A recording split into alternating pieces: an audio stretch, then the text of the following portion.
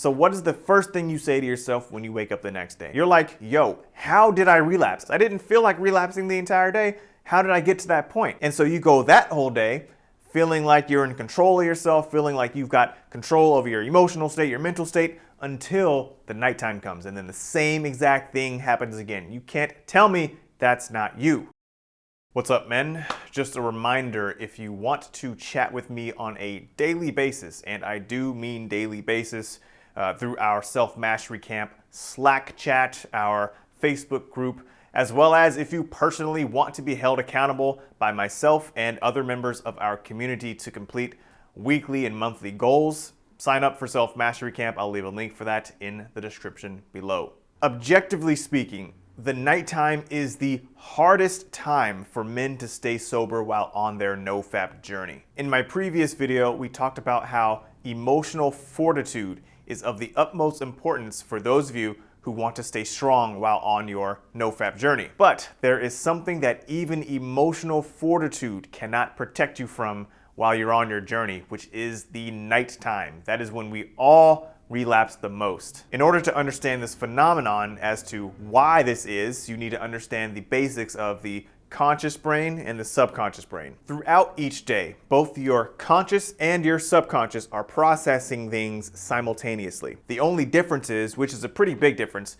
the conscious brain can only process 40 bits of information per second, while the subconscious processes up to 11 million bits of information per second. So what does that look like in the real world? Let's say you're standing on the beach. You're looking at the ocean and you're watching the sunset.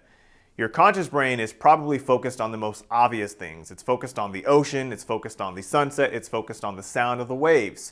At the same time, though, your subconscious is not only focused on what your conscious brain is focused on, it's taking note of how many seagulls just flew over your head. It's listening to and processing conversations that are happening in your peripheral. It remembers great detail the shorts, the pattern and the color of the shorts that some guy wore when you were walking into the beach. I mean, the subconscious processes so much information that we could not possibly process consciously, because if we did, we'd all be kind of in a vegetative state from information overload. The subconscious brain is wonderfully powerful. At the same time, however, it is wonderfully vulnerable and wonderfully suggestible. So another way to look at this is to think of the conscious brain as a security guard. A guard that is protecting, or supposed to be protecting, the subconscious brain from all the thoughts that are going down into it. Pretty much whatever the security guard is interpreting goes down into the subconscious brain. You are that security guard. But just like any human security guard, just like any human being, we get tired. And as we get tired, our brain starts producing what are known as alpha waves. Your conscious thought processing speed at that point slows down significantly until it becomes completely dormant. So what that means is your wildly suggestible subconscious brain that lives down there, it's very moldy like Play-Doh, is now left unguarded. So any thoughts that come to you consciously are not really going by the security guard, they're just going straight down into the subconscious. A quick but relevant side note, this is why television was created. TV was created by advertisers because they understood that when people are zoned out watching TV, their brain enters the alpha wave state where there's not a lot of conscious activity going on, therefore making them more susceptible to suggestion. So they could suggest their products to people when their conscious guard was off duty. It's a whole nother conversation for a different time, but it's still relevant to what we're talking about here. So as we're preparing to go to sleep and our brain enters the alpha wave state, the individuals who are browsing Instagram, looking at those hot models, those fitness girls, you know, the ones that wear those tight pants and shit, you know, you start seeing that, it amplifies times 1,000 because your subconscious brain is running wild with all of those thoughts.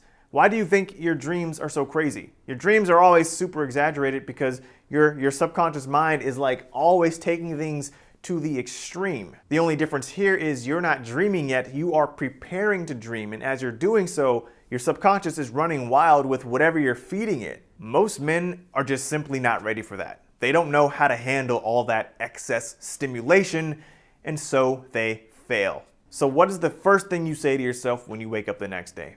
You're like, yo, how did I relapse? I don't even feel like relapse. I didn't feel like relapsing the entire day. How did I get to that point? And so you go that whole day feeling like you're in control of yourself, feeling like you've got control over your emotional state, your mental state, until the nighttime comes. And then the same exact thing happens again. You can't tell me that's not you. Now, there are ways in which you can prevent this cycle from happening. Step number one is just being aware of it, being aware of this process. There are other tools that you can utilize. You can use NLP, neuro-linguistic programming. I have a set of tools that I know how to use, that I've used in my life. I will, however, only be sharing that with the members of my Self-Mastery Camp at some point. I'll do a dedicated video for that specifically. So if you want access to that, make sure you sign up for Self-Mastery Camp. I'll leave a link to that in the description below. That's all I got for you guys. Talk to you guys next week. Peace.